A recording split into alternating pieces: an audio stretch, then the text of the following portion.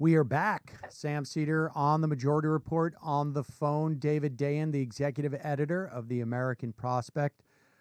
David, you are subject to a stay-at-home, shelter-in-place order in California. How's things going out there? Yeah, it's a stay-at-home order. My wife and I have been pretty much confined to the house for the last 2 weeks. We kind of started before they even put the order in place, but everything's fine. I mean, it's what was really eerie is at the beginning of this, when this all kicked off, it rained in LA for 2 weeks, which is about 2 weeks more than it rains during the year. And that just made this creepier and more eerie, like something was changing within the world. Now it's become more pleasant, and the air quality is insanely good. You can actually see blue in the sky most of the time, and it shows you how much we had been punishing the atmosphere. And if you just let up on that gas, literally, you get a complete transformation. Oh, that's fascinating. I hadn't even thought about that, but yes, that's yeah. I imagine the traffic in New York is also really not as unpleasant as it normally is, and you can get across town. But I guess if you had anywhere to go. Exactly. Well, all right. We should say that we're having this talk 9:00 on Wednesday evening, so we're going to be playing this on Thursday. So this is going to be last night. I don't know what new developments there will be as of tomorrow on Thursday, but as of today, the Senate voted, and they did not vote in favor of this bill, this massive coronavirus phase 4, I guess, bailout bill. They took a procedural vote that indicated that they were ready to vote, but that seems to have fallen apart a little bit. Let's put that on hold for a moment and talk about what's in the bill to the extent that we know, right? Because we still don't have the full text, do we? We don't, and not only don't we, but even members of Congress that I've spoken with do not have the text yet of this information. That members of the House were on conference calls all day on Wednesday, going over things in the bill, but only with a summary, not with the actual bill text. So everyone is in the dark here. We have some outlines of what's in there, and some people have seen bits and pieces of language, but I don't think anybody, other than the principals, really know every single thing that's in this thing in terms of the language. Just give us a sense, like, how does a bill like this come together? I mean, I'm not sure that folks have like a clear picture of this. Isn't just like one person sits down and writes this thing, right? Like, I mean, how does a bill like this come together? I mean, usually there's a negotiation process with the top line officials. So in this case, it would be Mnuchin and McConnell and Schumer. Maybe Pelosi had some input, maybe not, I'm not sure. But those people would hammer out the sort of broad strokes. And then there's a whole bunch of staffers who have to turn whatever gets decided into legislative language.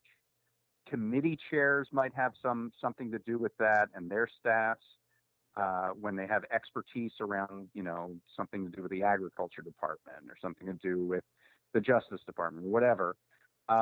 So their leadership staff and also committee staff could have a role to play.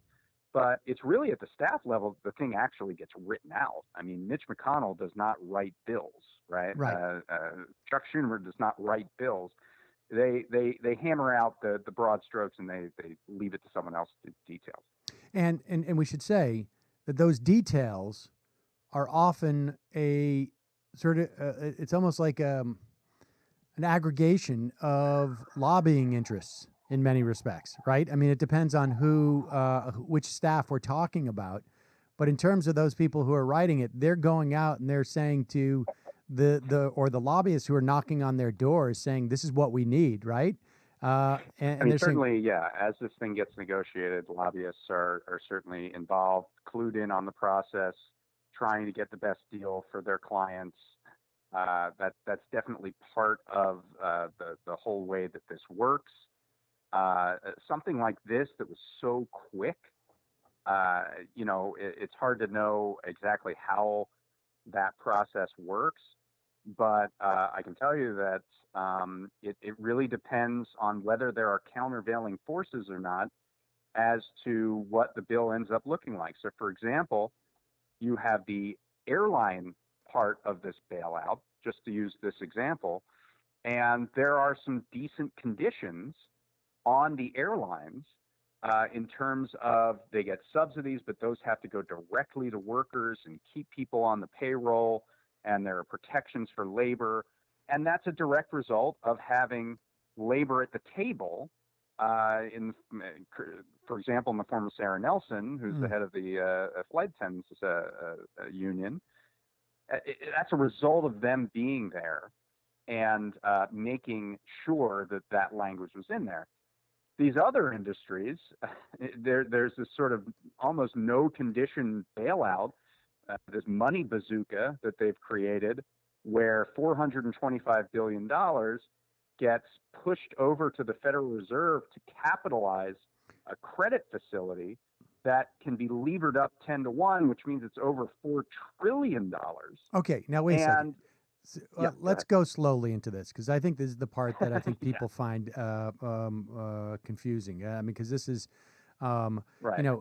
Today on the program we talked about some of the things. There's $1,200, I believe, if you are making under $75,000. It's a one-time payment. No. Let's just be clear on that. It's if you were making under $75,000 in 2018, not now. In 2018, because that's the tax year that they're using as the basis for the means testing, which means that if you were making $75,000 in 2018, you're going along, everything's fine. Suddenly you get fired, and you have no money coming in. You end up getting, well, I mean, if it is, let's say you made $100,000, that's the cutoff threshold where you get $0 in this direct payment. You would get nothing. Let's say you got downsized in 2019. In 2018, you were riding high. Now in 2019, you got downsized. You were struggling all year. And now this coronavirus crisis hits, and you're in a tough position. Oh, you were rich in 2018, so you're not going to get anything. So I don't understand how that got allowed to stay in there, this ridiculous, not only is you can have your concerns about mean testing, period. Right. But to means test based on 2 years ago is absurd, and it's going to leave so many people, stuck between the cracks on this. I'm stunned that was allowed. The way, if you really wanted to means test, the way you could have done it is say that everybody gets it, and then in the 2020 tax year, next year, you claw it back. You made a certain amount in 2020, you claw it back. Right. Which, of course, is the smartest thing to do anyways, because that's also tied into the fortunes going forward, right? I mean, right. And it's also you're distributing the relief now. You're getting it out the door now. Right. So that, and if you claw it back later, it means that it has the most stimulative effect in the near term. So, I mean, on so many levels, that was the way to go. And of course, that's not the way it was done. And that's true of so many pieces of this bill, where it's suboptimal for individuals, for small businesses. We can get into this. But for the largest corporations in America, they get the Gold Star Velvet Rope service. All right. Before we talk about the Gold Star Velvet Rope service and what the Fed is doing, let's talk about a couple of those provisions, because I didn't, I hadn't read into that it was based off of 2018, and we should say that on top of which, I guess there's expansion of unemployment. Now, my understanding is that for a month, it expands by $600 per person. It also expands in terms of how much, people get, and it expands as to who is covered, that so that they're supposedly, from what I read, and you'll tell me something, maybe you'll have more information on this, but as far as I remember, the expansion includes gig economy people, contractors, freelancers, and people who are furloughed but are still on their businesses healthcare plan. Not sure I Right. fully understand that. I guess that's because you're sort of in between and you haven't necessarily been picked up by the anemic social safety net. But what does that, is that as advertised? Is that how would you rate that? That's pretty much as advertised, and this was the big piece. I mean, if you would talk to the Republican leadership, they would say that's the big concession that they made, and the big piece that Democrats got out of this bill. And what it would do is, if you add $600 to what you normally get on unemployment insurance in every state, then that pretty much replaces 100% of wages for the typical worker, the median level worker. So, anyone who was fired gets essentially their wage for 4 months, not for 1 month, but for 4 months. 4 months. So I mean, and there's a lot to be said about that. Now, the caveat that I have heard from policymakers is that the state level unemployment systems, which is what you're going to go through in order to deliver this relief, are very scattershot. Some of them are okay in some states. You can imagine that other states underfund their unemployment insurance systems. And I'm not talking about the money that goes toward. I'm talking about the mechanics of it, right? Like just the system itself is creaky in many states, on the verge of collapse in many states, and woefully unequipped to handle the rush of claims that they are seeing, unlike any time in American history.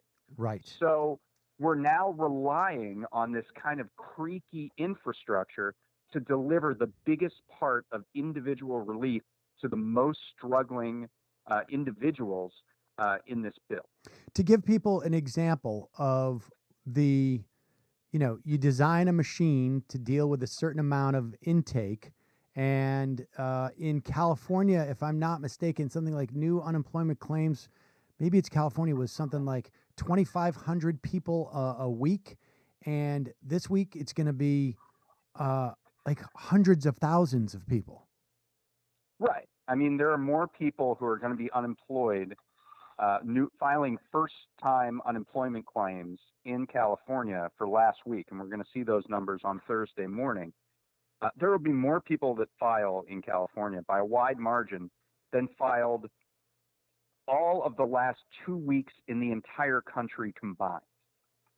So this is something that, there's just on these unemployment systems that is not equipped at this level. Hold on for a second. Yeah, we sort of lost you Hello? there for a second. Go ahead. Okay. This is the federal government punting to the states to achieve the mechanism of delivering this relief. And I think we need to be seriously concerned about that. And the alternative, of course, would be just simply somehow the feds step in and make this have the IRS do it. I mean, how would they? What's the alternative? I mean, that's a whole other problem, and it gets into how they're handling the direct payments, because this $1,200 direct payment is a different thing than the unemployment stuff, right? And the way they're doing it is through the IRS. And what they've said is that if you have direct deposit with the IRS, and about 70 million taxpayers do. That's how they get their refund, is through direct deposit. If your direct deposit is on file with the IRS, you will get that money in your bank account within a few weeks. If it's not, it could take up to 4 months for you to get that $1,200 check, by which point, if you needed it, you won't need it in 4 months because you'll already have been destroyed. So this disproportionately, obviously, affects the unbanked, those that don't have a bank account to give to the IRS for direct deposit. And that's, we know who those people are. They're the most vulnerable in society. They're the lowest wage earners. They're disproportionately people of color. And so the federal system is not great at locating, identifying people, and delivering them relief either. So you have these creaky systems that we don't use that often. We rely on them to a certain degree, but they're slow and they're clumsy and they're not accustomed to delivering mass amounts of checks or deposits at one time, right? I Okay. mean, that's these systems sort of work when it's spread out and they only have to do a certain amount per day, like in tax season or in a normal unemployment cycle. But having to do all of this right now, there's just a pipe that's not big enough to handle that. Well, so I mean, if how would you structure that? I mean, like if David Dayen had the opportunity to do it, what would you do? Just cut checks? Well, I mean, there was another bill that came out in the last couple days by Rashida Tlaib, and her solution was to do it through prepaid debit cards, Right. and that you would mail them to everyone. Or there's probably, I mean, the funny thing is, we're doing a contact with every individual in the country, or as many as we can find right now. It's called the U.S. census. Right. Census. Right. And, that kind of architecture is commensurate with the architecture that we would need to deliver this kind of relief. So the way that Rashida Tlaib does it is she mails one to everybody. If you get two and you use two, she cleans it up on the back end. In terms of, if you find fraud, then you have to deal with it the next tax season. And then she sends people out into the country in communities that may not have received this stuff, like the homeless or maybe even undocumented immigrants, and does a program of delivering this directly and also making that a wellness check. So we see actually what the needs are in the community and how people are doing to really cast a wide net. So that's one example of another way that you can do this. But honestly, this is a function of an American sort of infrastructure that just doesn't deal well with this Right. kind of situation. Well- So, there might not be a good answer here. That's what the advantage, and like, that's troubling. even in Italy has an advantage over us in this respect. I mean, all the European countries, I mean, really just about every other country, right? I mean, industrialized country that is dealing with this, they have a pre-existing infrastructure, social safety, social support infrastructure, whatever you want to call it, Right. that means that they don't have to deal with huge swaths of people falling through the cracks. They're already taken care of. They're already And also, in the lots of system. them have postal banks. Right. So, and you could certainly do this that way, where you give everybody with a Social Security number a bank account, through the Federal Reserve, and the post office is the distribution mechanism for that, and you just, top up the account, and you give your Social Security number, and you get the prepaid debit card with that money on it. I mean, there are ways to do this, but America doesn't deal with those ways very well. Or often, and so we're seeing kind of failures within the system as we go along. Right. I mean, this exposes this crisis exposes all sorts of weaknesses in our society. Frankly, I mean, Yep, absolutely. all right, so let's move to the good news. If I was the CEO of a major corporation, or perhaps a member of the board of directors, or frankly, a major shareholder, this is this coronavirus Happy is not days my are here fault, again. right? Exactly. So, in 2008, the banks were irresponsible for many years. They created this huge housing bubble and then let it collapse, causing this cascade through the system, creating recession in 80 years. And they said, we need money. We need to be bailed out. And if you remember, Hank Paulson, the Treasury Secretary, wrote this bill like on the back of a napkin, a 3-page bill that said, give me this money and I can do whatever I want. There's not even any judicial review. There's nothing. And Democrats balked at that. But what they ended up getting was a 5-member oversight board and an inspector general. That was all the oversight. It was all after the fact oversight. Right. And they essentially gave the $700 billion with very few strings attached. So flash forward 12 years, there's an external crisis, coronavirus crisis. These companies didn't create it. They didn't sustain it in any way. However, these companies were irresponsible for about 10 years using, achieving record profits and leaking them out to investors, creating a system of globalization that left us incredibly vulnerable to this kind of attack in terms of the supply shock, making us no longer resilient to create our own medical supplies, our own pharmaceuticals, things like that. They, created this extreme situation of inequality where our workers were so desperate that 40% can't find $400 in an emergency, and now all of them are facing an emergency. So they were irresponsible for a long, long time, and so the Treasury Secretary says we need a lot of money to give to these people without any strings attached. And they even wanted to make the loans secret for the first 6 months so that we wouldn't even know who got the money. So Democrats balked at that, and what they ended up getting is they canceled that secrecy thing, and they got a 5-member oversight panel and an inspector general and very few other conditions, and they let them have the money. So it's really, here we go again. 12 years later, it's a very similar scenario to what we saw during the 2008 bailout. I would argue it's worse because in that instance, it was $700 billion. Of course, actually, the similarity is that the Federal Reserve was really the ones bailing out the banks, right? There were trillions of dollars in special emergency lending facilities and things like that. The reason that the $700 billion bailout came from Congress was almost to get them on the hook for this situation so that they couldn't really cry foul as much because they voted to give this money to the banks as well. And I think that's what's going on here. So as I mentioned, this $425 billion of this $2 trillion. Of the $2 trillion is going to be transferred over to the Federal Reserve. The Federal Reserve will, as I mentioned, lever it up. In other words, put in their own money at 10-1, creating a $4.25 trillion money cannon and point it at whoever wants it. Raises really, their hand. That's a large corporation.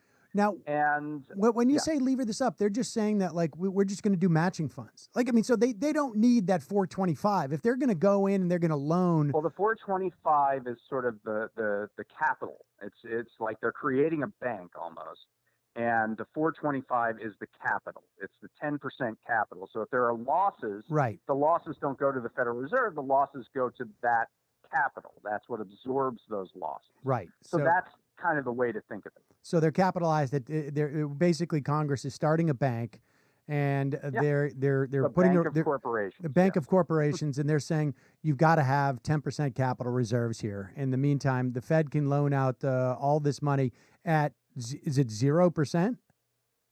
I mean, it's probably a very low interest loan. They put no conditions on the terms of the loan. We don't know what the collateral will be for the loan. I mean, very little is known about what these loans will look like. What we do know is that there are the conditions on any corporation that receives this money are extremely limited, and the Treasury Secretary, Steven Mnuchin, can override any of those conditions if he sees it in the interest of the American people. I mean, like basically at his discretion. Right. Well, Steven Mnuchin, we can trust conditions. And there aren't many conditions to begin with. The one big one is that it bars corporations who take this money from doing buybacks for the term of the loan. So I mean, the next year after they pay back the loan, they can start doing buybacks, and of course they can do dividends at any time during the loan, which is just a different way of leaking out money to investors. So this is not really a binding constraint.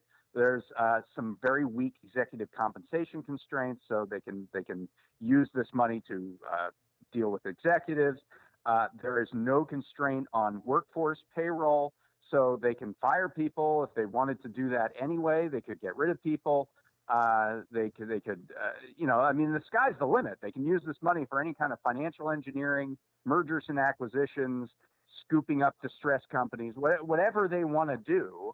It seems like they can do it, and we won't know about it until after the fact, when the oversight panel and the inspector general get a report. And of course, that oversight panel is not going to be chaired by Elizabeth Warren, as it was during the bailout. And that inspector general is not going to be Neil Barofsky, Right. as it was during the bailout. It's my understanding of the panel, which is 5 members, is that each leader of each chamber of Congress picks one of them, and then the last member has to be determined between Mnuchin and Pelosi.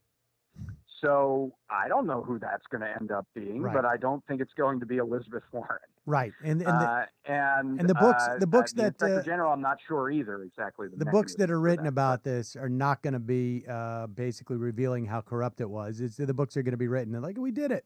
But for people who don't sort of appreciate, like, okay, they're loans and they're paying it back. The problem with this is that we are extending basically we're giving to these corporations a printing press where they can print money. Like, if you loan me $1 million interest free, I'm going to be able to, like, I could buy a CD and I'm going to make $20,000 in a year. Like, I don't have to do anything, and I'm going to make $20,000. I give you back that $1 million. That's all well and good. But the problem here is what we're doing is we're tying up a ton of money and we're giving it to these corporations, and ostensibly that is to make the economy. It is ostensibly the supposed rationale here is that these corporations are the engines that is going to create wealth and financial stability for the entire American public, right?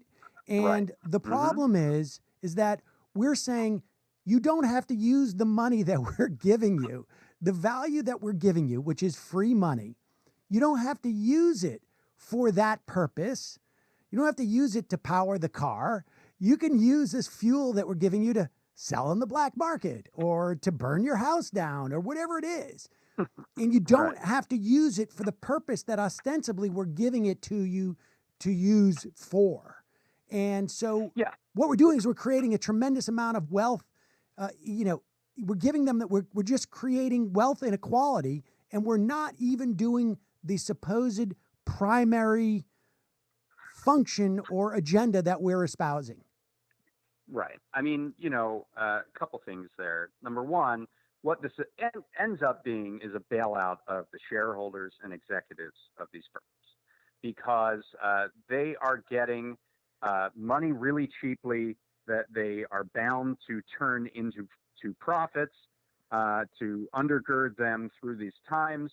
I remember Matt Taibbi, I believe it was, calling the money given in the bank bailout the mother of all carry trades. Like, if you get money at 0.1%, you're going to make something out of that, and if you're not, you should be fired because you're an idiot. Well, like I said, you could put this money in a CD at the local license to print money. You could go to the local bank and put this money in a CD, and you're going to make money. You don't have to do anything. Right. You're going to do something with that. And the other thing is, think of the landscape in which this money is being given. So we're going to be in this deep recession or depression. These firms are going to be extremely well capitalized. Small businesses, on the other hand, are going to be at near their end. Right.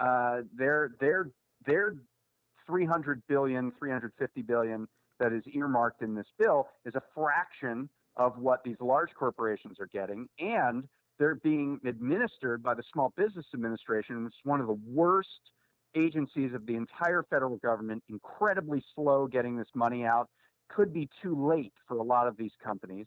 And so this money cannon is capitalizing these firms that now have free reign to take over real estate, take over other smaller firms, and really transform American society in many ways by concentrating wealth and power. And they're going to be able to do that because they're being given this carte blanche from the government. And it's a really disproportionate relationship between the firms lucky enough to get this money and the millions of smaller firms that aren't going to be that lucky.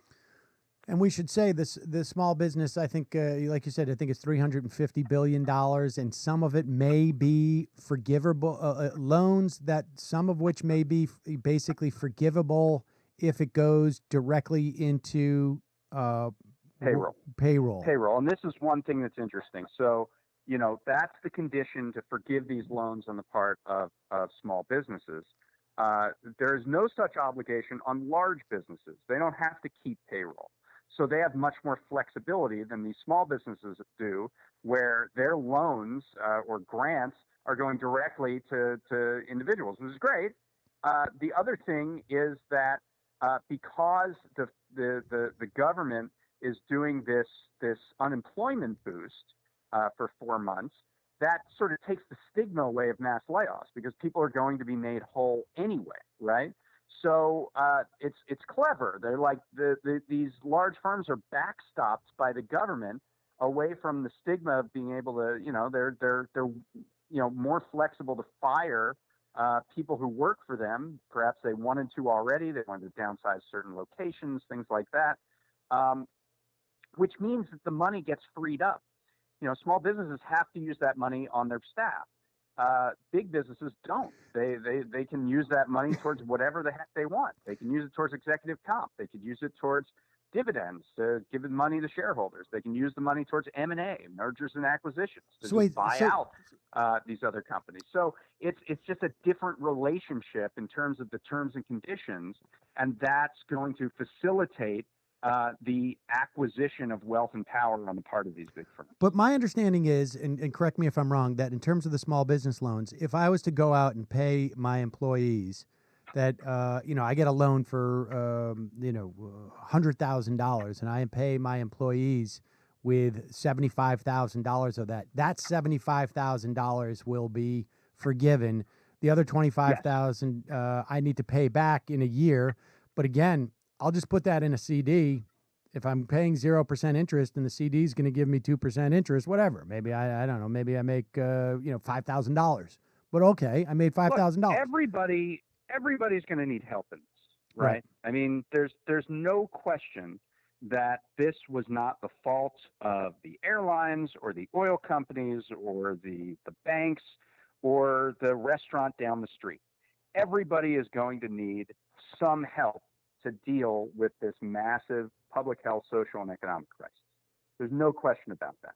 The question is, do we use this crisis to make sure that we're more resilient and better prepared to deal with such things in the future?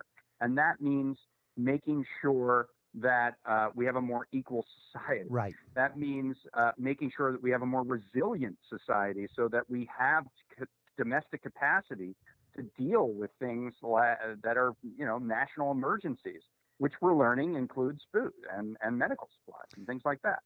So we could have built that into this, and we didn't. And instead, what we built into it was a tremendous advantage for large corporations to sort of take over the landscape of America. So the analogy is more like what we're doing is, we're all driving under a yellow flag right now in the race. Everybody is equally, is basically, we're under a yellow flag, and the government is coming in, and it's basically saying, okay, here's the deal. You, and you, the biggest corporations we have that are driving around this track in a yellow flag, we are going to give you the green flag. And everybody else, you're going to be under the yellow flag for a little bit longer. And that's basically what we're going to end up with at the end of this. They are going to have lapped us. And the problem is going to be any problem we had in terms of income inequality, wealth inequality in this country that existed 3 weeks ago is going to be exacerbated by multiples. I mean, we can only imagine, really, basically, because, I think that's right. Your local Italian restaurant around the corner, they probably won't survive. But if they're part of a huge holding company, then maybe they'll be moved. It'll be Olive Garden. I don't know if Olive Garden is that good, but people get the gist. All right. Right. So, and we were already, of course, in this position. Like the retail apocalypse didn't start with the coronavirus, right? I mean, we were already seeing this shrinking number of firms that were able to really, engage in mass retail sales to the public. Amazon was already taking more market share. Walmart and the dollar stores and Costco were already, the ones that were dominating in this space. And that's just going to accelerate rapidly. So, I mean, that's the fear that I have. We're not only not taking this opportunity to deal with our structural problems in our society, we are making them significantly worse with this. All right. That's right. All right. Two more quick questions. One, my understanding is that 4 Republican senators have come out. I think it's Tim Scott, Tim Scott. It is. I think both Scotts. Yes, Yeah. Rick Scott and Tim Scott, and Lindsey Graham. I don't know what it is about South Carolina, why they're getting. There must be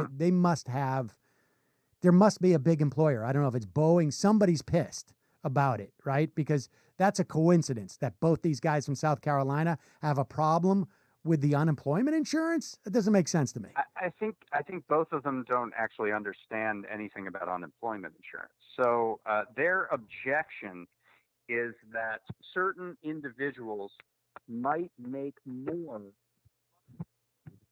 We just lost you. Okay, let me try it again.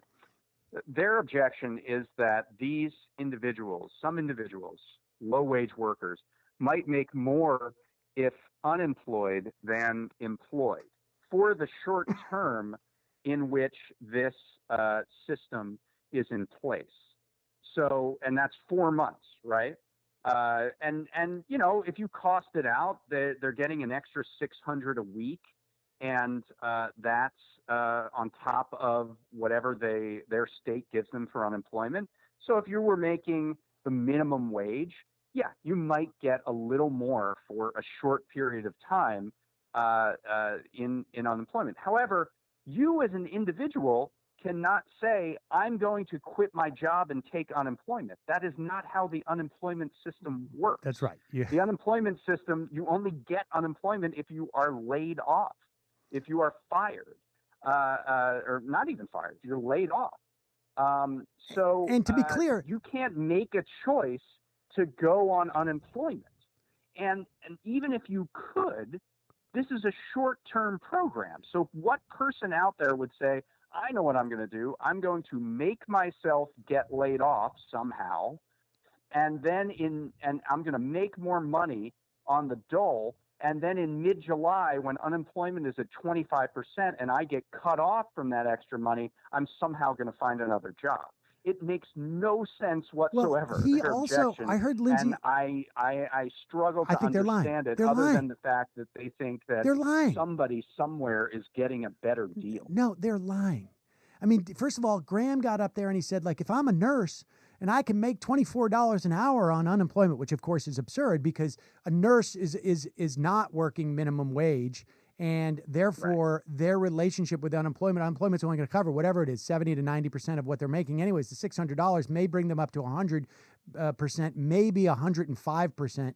But the bottom line is they're lying. There is an interest in. I mean, there's no explanation other than there is an interest in South Carolina, some big employer who does not like what the bill means to them. And so they've gone to Lindsey Graham and Tim Scott and said, this is a problem. So Tim Scott and Lindsey Graham pretend it's about unemployment. They go in, they're going to get something in there that's going to be tweaked. I don't know, what employer it is down there, if it's Boeing or somebody else, who's going to get some tweak that they want, and all of a sudden Lindsey Graham is going to see the light. And that's what's going on with this. And I imagine that Rick... I struggle to understand what that could be. You're probably right, but I don't really understand. The two senators from South Carolina? More ideological. It might just be more ideological, that here's this undeserving person that for a short-term period of time, as a result of a national emergency, they're going to get a little bit more money, something in like the hundreds of dollars, by the way. We're talking about a $4.25 trillion money cannon, but somebody somewhere is going to get 80 more bucks a week, and we can't have that. Yeah. That's what I feel this is about. I have no doubt that they find that repugnant, but I just find it a little bit too convenient that two senators from the same state, Tim Scott and Lindsey Graham, are both sort of like so ideologically aligned on this, whereas the rest of the caucus is not. I find that hard to believe. But be that as it may, Bernie Sanders has said, well, if you guys hold this up and somehow strip this out of there, I'm going to put a hold on the bill as well, just to make sure that we get the bill that as advertised. But the bottom line is, Sanders should be doing this anyways. Seems to me. Sanders and Warren should both be saying, like, no, insufficient. Now, with that said, I completely agree. And I think what Sanders is doing is actually quite cynical, because it sounds like he's objecting to the corporate welfare when in fact he's trying to enforce Chuck Schumer's deal. Yes. He's saying he's trying to create a mutual non-aggression pact. Like, yep. I'll make a stink if you make a stink, but if none of us make a stink, we'll just pass this bill. And ultimately what that does is it encourages the passage of this bill, which has these terrible corporate welfare yep. And transformative implements in there. And Sanders is part of the Democratic leadership. Like, people forget that. Like, I feel like he's being the muscle on this for his old high school classmate, Chuck Schumer. Yep. Did they really go to high school together?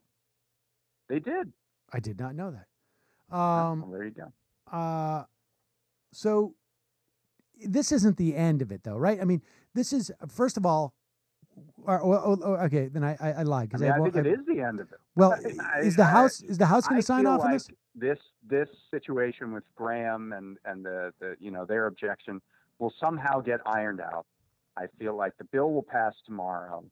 I feel like the House is in a really up against the wall situation. They have sick members. They don't want to come back to Washington. They do not have anything in place for remote voting, and I feel like that was by design. And so they're either going to pass this by unanimous consent or a voice vote, or one individual can go back and object. They have to get to Washington, make the objection, and then force everybody else back. We become a pariah within Congress because you're the one that created this public health situation and put me at risk personally for having to travel all the way to Washington. No, I feel like nobody's going to do that ultimately, and this thing will get rubber stamped in the House because there's no other way to do it unless Pelosi is willing to put up a different bill, which I don't believe she is. She wrote a different bill that had a lot superior elements to it, but I feel like that bill was just for show. It was just to show her members that she listened to their concerns. And ultimately, I feel like she's more than comfortable with taking what McConnell and Schumer put together and putting it on the floor, knowing that nobody's going to object, because to object would be to subject 535 members or 435 members to a public health risk. Right. Okay. So with all that said, this is phase 4, they're calling it, right? Or phase 3? I think 3, yeah. Is there going to be a phase 4? I mean, that's dependent on events. I think there's probably a desire on the part of Congress for this to be it. I know that the Senate is leaving town after this is done, and they don't want to come back until the end of next month. So certainly on their part, they see their work is done, at least in the near term. The House is already out, and there are significant issues with them returning. Right now, I just was made aware that Katie Porter is self-quarantined because she was exposed and she has some symptoms of the coronavirus. There are other members. One of them is hospitalized, Ben McAdams, a Democrat from Utah. There are members on the Republican side. There's Rand Paul. So I just feel like it's without some sort of remote voting system in place, it's just going to be difficult for hardcore legislating in the near term here. And but it's all going to be dependent on events. If this doesn't work, if the money from the direct checks don't get out right away, if the funding for the unemployment insurance malfunctions in some way, if individuals are on the brink, and small businesses as well, because that system isn't working well, while corporations are enjoying excellent profits because the Wall Street has the stock market has gone up. Then I think you're probably going to have to see more to be done. And obviously, if our health system falters and collapses, if this starts to run rampant, if Trump brings people back for Easter, there are a whole host of things that could happen, from rent strikes to general strikes of entire businesses who say, I'm not going to commit a death warrant and go to work for you. There's so much that's unknown here. So to say, is this it? It's just hard to say. David Dayen, executive editor of the American Prospect. Thank you so much for your time. Really appreciate you walking us through this. All right. Thank you.